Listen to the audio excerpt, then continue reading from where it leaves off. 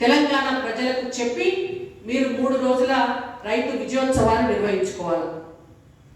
ఇంకా చాలా మాటలు చెప్పినారు. ఆనాడు పంట నష్టపోతున్నారు రైతులంతా కూడా అనేక కారణాల చేత.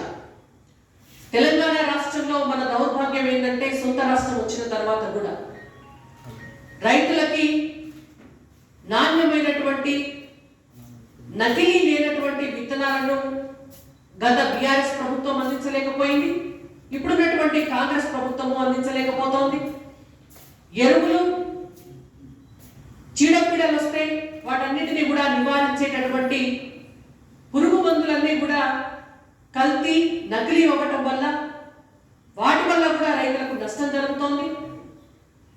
విత్తనాలు ఎరువులు నకిలీ ఉండడం వల్ల దిగుబడి తగ్గి రైతు నష్టపోతున్నాడు. ఇదొక వైపు అయితే అకాల వర్షాలు, అనేక ప్రకృతి విపత్తులు, వీటన్నిటి వల్ల కూడా వరదల కారణంగా వీటన్నిటి వల్ల రైతు పంట నష్టపోయినటువంటి సమయంలో నష్టపరిహారం చెల్లించడం కోసం గతంలో నరేంద్ర మోడీ గారి ప్రభుత్వం ఫసల్ బీమా యోజన పథకాన్ని ప్రవేశపెడితే తెలంగాణ రాష్ట్రంలో కూడా కొన్నాళ్ళు అది నడిచింది.